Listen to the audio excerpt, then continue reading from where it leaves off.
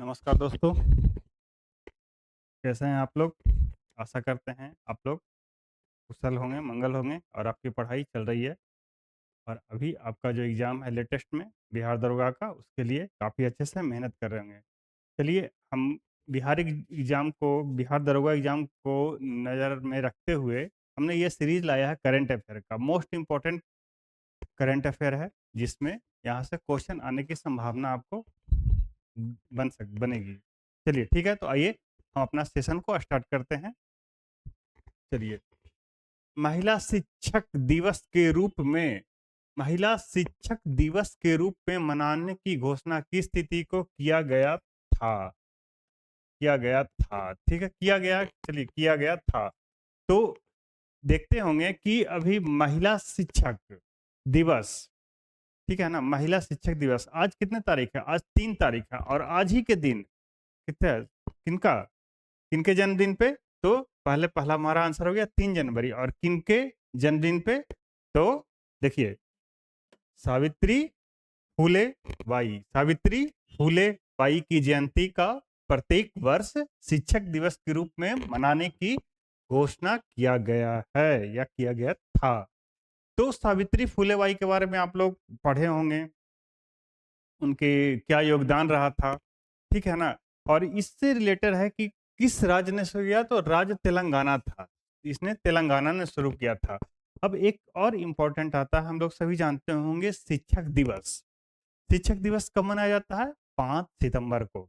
5 सितंबर को शिक्षक दिवस मनाया जाता है। डॉक्टर सर्वपल्ली राधाकृष्णन प्रथम उपराष्ट्रपति, यानी डॉक्टर सर्वपल्ली राधाकृष्णन कौन थे? तो ये थे हमारे प्रथम उपराष्ट्रपति और राष्ट्रपति भी बने।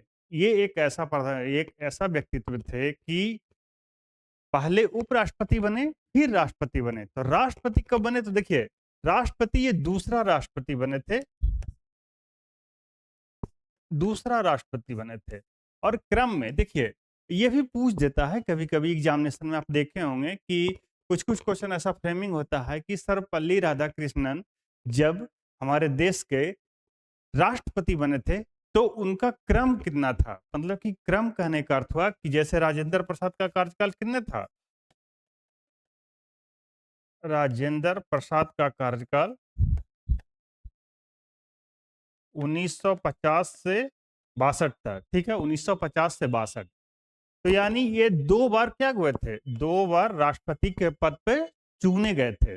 तो यही कह रहा है, इसीलिए इनका क्रम जो होता है राष्ट्रपति बनने का क्रम, यानी तीसरा था। और दूसरे व्यक्ति दूसरे थे, क्रम तीसरा था। यानी व्यक्ति दूसरे और क्रम तीसरा। ये हमारे सर्वपल्ली राधाकृष्णन थे। सर्वपल्ली राधाकृष्णन प्रथम उपराष्ट्रपति और फिर राष्ट्रपति बने थे, ठीक है। तो सावित्रीबाई फूलेबाई की जयंती को क्या मनाया जाता है? शिक्षक दिवस के रूप में, महिला शिक्षक दिवस। महिला शिक्षक दिवस के रूप में क्या क्या था मनाया जाता है? क्वेश्चन क्या था? महिला शिक्षक दिवस के रूप में मनाने की घोषणा किस तिथि को किया गया था? तो 3 जनवरी। और किन के जन्मदिन पे? सावित्री फूलेबाई के जन्मदिन पे, ठीक है। नेक्स्ट क्वेश्चन देखते हैं अब। चलिए, 23 अगस्त को कौन सा दिवस मनाने की घोषणा किया गया है? 23 दिवस को कौन सा घोषणा किया गया, यानी पहले किया गया लेकिन ये करंट में चल रहा है, इसलिए हमने दिया कि किया गया है। तो देखिए, स्टार्टअप दिवस नहीं, वीर बाल दिवस तो आप लोग जानते होंगे। वीर बाल दिवस, ये आपको कमेंट में बताना है कि वीर बाल दिवस कब मनाया जाता है। और ये हैदराबाद मुक्ति दिवस नहीं। आपका सही आंसर होगा राष्ट्रीय अंतरिक्ष दिवस। राष्ट्रीय अंतरिक्ष दिवस। अब देखिए, इसका एक्सप्लेनेशन की ओर चलते हैं।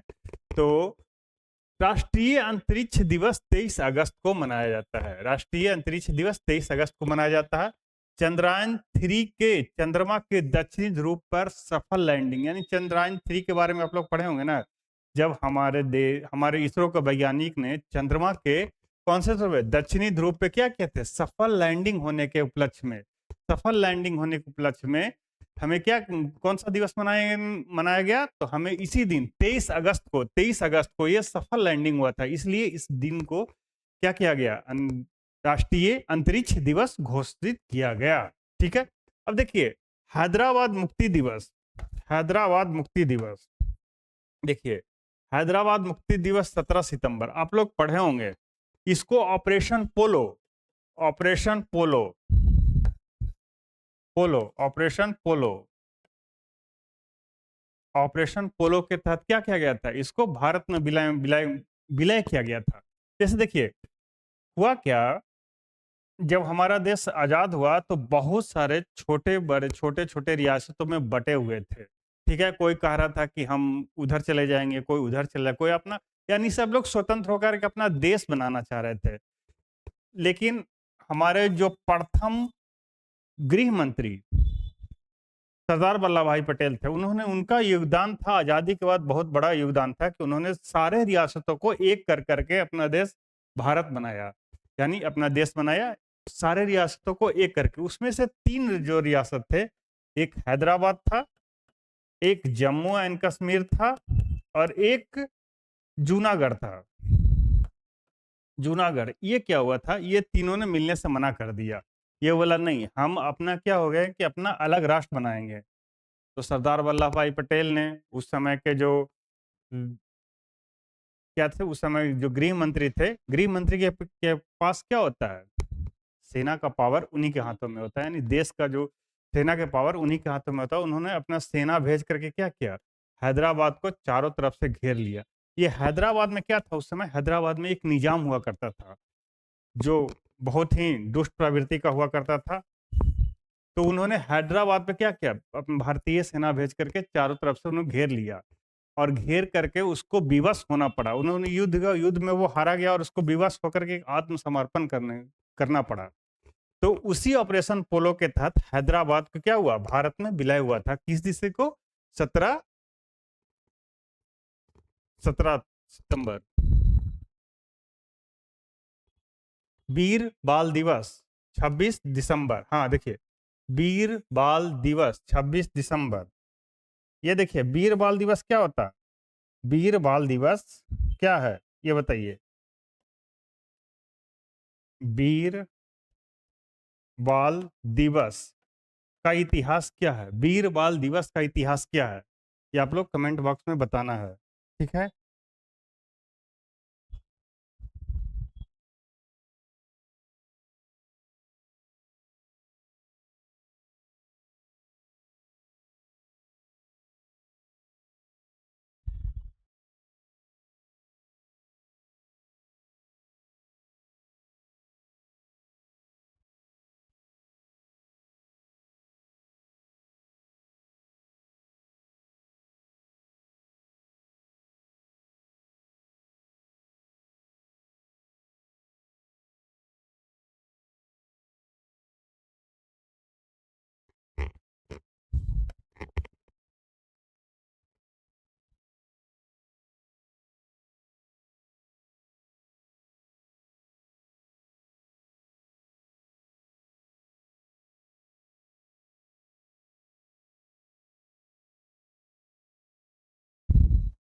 चलिए अगला क्वेश्चन देखते हैं। सुभाष चंद्र बोस के 125वीं जयंती, 125वीं जयंती या जन्म दिवस के अवसर पर कौन सा दिवस मनाने की घोषणा किया गया है। सुभाष चंद्र बोस की 125वीं जयंती,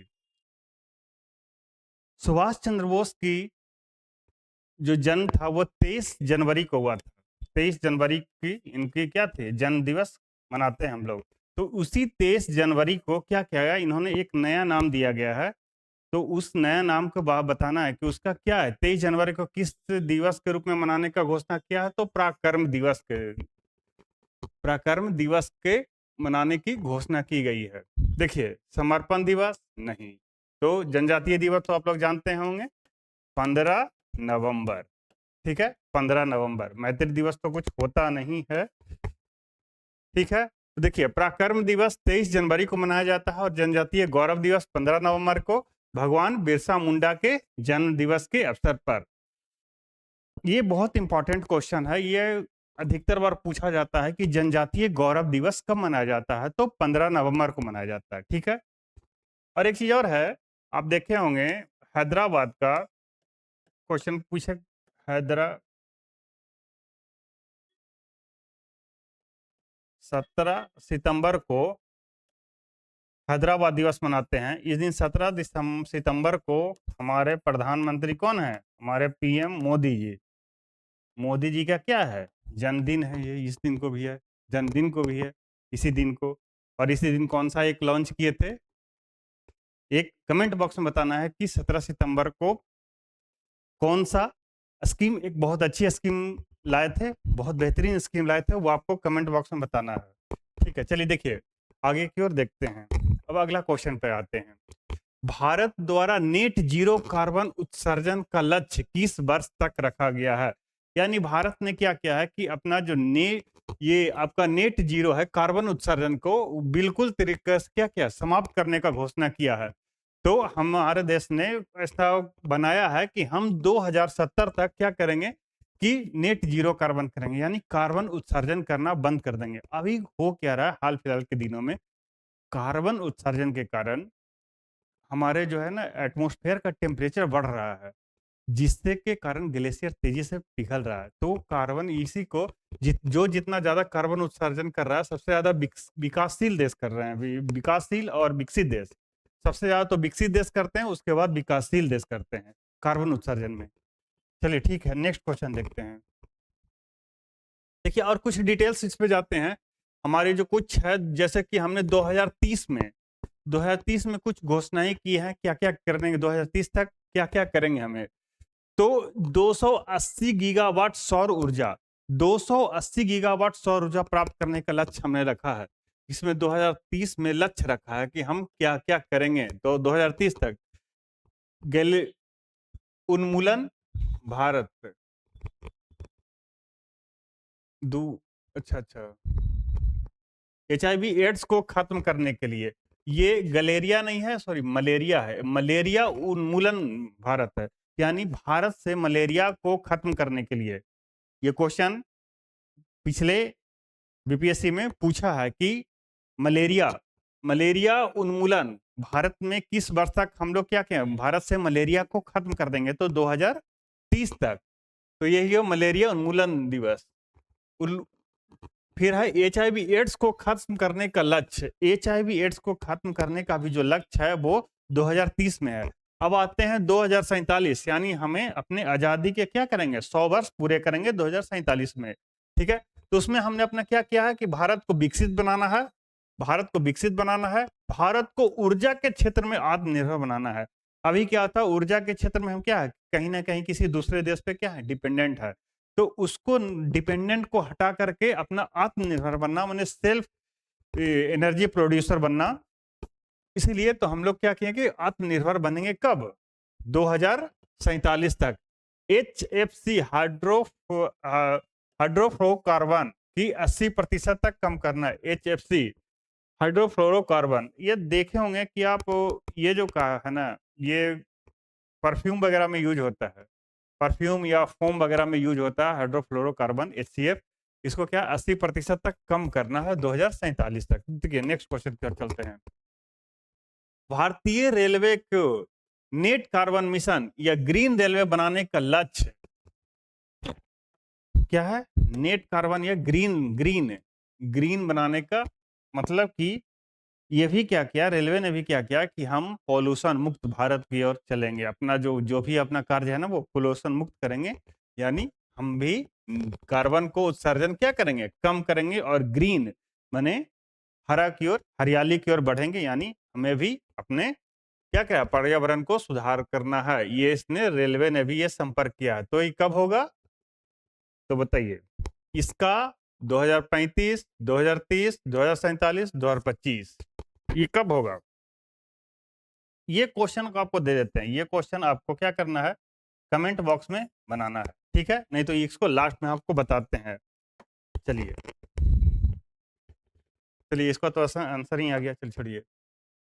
अब आ गया था मेजर ध्यानचंद, ये नहीं, मेजर ध्यानचंद खेल रत्न पुरस्कार का पुराना नाम क्या है। अभी क्या हुआ कि जब मोदी जी की सरकार आई, एनडीए की जब गवर्नमेंट आई, तो उन्होंने बहुत सारे चीजों का ना नाम परिवर्तन किया। जैसे किसी शहर का नाम, किसी विरासत का नाम इन्होंने परिवर्तन किया। उसी तरह से हमारे पहले जो एक खेल रत्न दिया जाता था, वो खेल रत्न का नाम अब क्या कर दिया गया, मेजर ध्यानचंद कर दिया गया। तो बताइए उसका पुराना नाम क्या था। तो इंदिरा गांधी खेल रत्न, महात्मा गांधी खेल रत्न, राजीव गांधी खेल रत्न, संजय गांधी खेल रत्न। तो इंदिरा गांधी कोई खेल रत्न दिया नहीं जाता था, महात्मा गांधी तो मनरेगा सुने होंगे, ऐसा खेल रत्न तो नहीं है, संजय गांधी का तो आया नहीं। तो राजीव गांधी खेल रत्न पुरस्कार जो था ना, उसका पुराना नाम था, यानी मेजर ध्यानचंद्र का पुराना नाम क्या था, तो राजीव गांधी खेल रत्न पुरस्कार।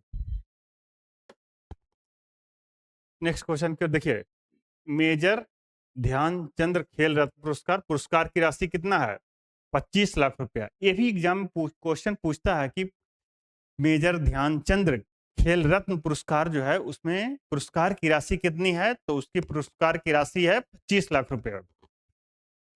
अब 2024 में कितने लोग को मिला, तो 4 लोग को मिला। तो किसको, डी मुकेश, हरमनप्रीत कौर, ये हॉकी हो जाएगा, Harmanpreet Singh hockey, Praveen Kumar para athletics, Manu Bhaker निशानेबाजी। ठीक है, मन्नू भाकर निशानेबाजी। ठीक है, तो कितने लोग को मिला, 4 लोग को। तो ये भी क्वेश्चन पूछता है कि कितने लोग को मिला मेजर ध्यानचंद खेल रत्न पुरस्कार, तो 4 लोग को मिला। चलिए नेक्स्ट क्वेश्चन की ओर आते हैं। पद्म पुरस्कार के बारे में कौन सा कथन सत्य है, पहली बार 1955 में दिया गया और 2025 में कुल 139 व्यक्तियों को प्रदान किया गया।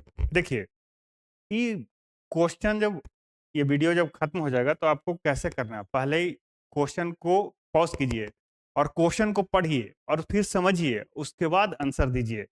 और अगर आंसर गलत हो या सही इसकी नहीं है, पहले उसको पढ़िए, क्वेश्चन को पूरे पढ़िए, उसके बाद उसको समझ करके कौन सा आंसर होगा इसमें फिर आपको आंसर देना है।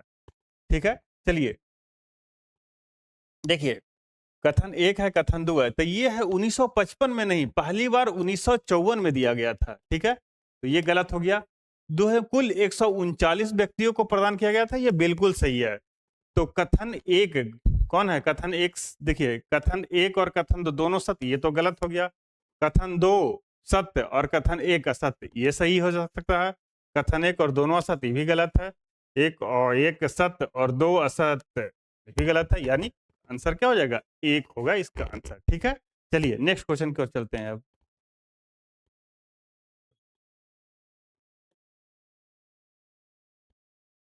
ये जो है ये पिछले स्लाइड का है, इसको हटा दीजिएगा आप, ऐसा आपका पीडीएफ जो जाएगा इसमें हट जाएगा। ठीक है, चलिए पंचायती राज मंत्रालय ने पंचायतों को डिजिटलकरण कार्यों की सराहना के लिए गवर्नेंस पुरस्कार 2025 प्रदान किया है। यानी कह रहा है कि पंचायती राज मंत्रालय ने डिजिटल कार्यों को, जो ग्राम पंचायत में जो डिजिटल कार्य हुए, आजकल क्या होता है ना कि हमारे पंचायत भी डिजिटल होते जा रहे हैं, उसको डिजिटल की ओर ले जाया जा रहा है ताकि हम ज्यादा से ज्यादा लोगों को क्या डिजिटल के माध्यम से पहुंच सके। तो वही कहा गया है कि पंचायती राज मंत्रालय ने डिजिटल कार्यों की सराहना के लिए डिजिटल गवर्नेंस पुरस्कार 2025 में प्रदान किया गया है। देखिए स्वर्ण पुरस्कार में रोहिणी ग्राम पंचायत महाराष्ट्र, एमएच माने महाराष्ट्र हो जाएगा यहाँ पे, एमएच करने को अर्थ हो महाराष्ट्र, महाराष्ट्र। रजत पुरस्कार, स्वर्ण पुरस्कार मिला है किसको, तो रोहिणी ग्राम पंचायत कहा, महाराष्ट्र में। और रजत पुरस्कार मिला है ग्राम पंचायत त्रिपुरा में, वेजिल पूरा ग्राम पंचायत त्रिपुरा में मिला है। तो ए और बी दोनों सत्य है या ए और बी दोनों असत्य है, तो आंसर आपका ये हो जाएगा। यानी त्रिपुरा को मिला है क्या, रजत, और स्वर्ण किसको मिला है, तो स्वर्ण मिला है महाराष्ट्र को, रोहिणी गांव को। चलिए नेक्स्ट क्वेश्चन को चलते हैं अब। Bank of the year award, bank of the year award 2025 किस बैंक को दिया गया है, बैंक ऑफ द ईयर। देखिए सीबीआई क्या होता है, इसका full form central bank of India, central bank of India. SBI का तो सुने ही होंगे, पीएनबी का तो जानते ही हैं, पंजाब नेशनल बैंक, बीओबी का bank of Baroda, bank of Baroda. ठीक है, बीओबी का नाम क्या हो गया, बैंक ऑफ बड़ौदा। तो bank of the year award 2025 किसे दिया गया है? तो बीओबी को दिया गया है। इसका हेडक्वार्टर कहाँ है? तो बड़ौदा में है, बड़ौदा में है, ठीक है। इसका हेडक्वार्टर कहाँ है? बड़ौदा में है। चलिए, और आज का ये लास्ट क्वेश्चन देखिए, 43वें लोकमान्य तिलक राष्ट्रीय पुरस्कार किस नेता को दिया गया है? क्या है? 43वें लोकमान्य तिलक राष्ट्रीय पुरस्कार किस नेता को दिया गया है? नरेंद्र मोदी को, तेजस्वी यादव को, नितिन गडकरी को या नीतीश कुमार को? तो इनका जो है नरेंद्र मोदी को नहीं, कोई भी अभी हाल फिलहाल में बहुत सारे पुरस्कार किनको मिल रहा है? नरेंद्र मोदी को। तो हमें तुक्का नहीं मारना है, नरेंद्र मोदी नहीं करना है। तेजस्वी यादव को नहीं, नितिन गडकरी को, इसका सही, नीतीश कुमार को भी नहीं। तो क्या है ये आपका नितिन गडकरी को क्या मिला है? तो आपका 43वें लोकमान्य तिलक राष्ट्रीय पुरस्कार मिला है। ठीक है, चलिए, ठीक है। तो आज का ये सेशन आपका यहीं तक था। आपको ये डेली सेशन मिलेगा अभी, ये जो सेशन आपको डेली मिलेगा, और ये बिहार दरोगा और एनबीएस और केवीएस के एग्जाम को मद्देनजर रखते हुए बनाया गया है। मोस्ट इंपॉर्टेंट टॉपिक क्वेश्चन है। ठीक है, धन्यवाद।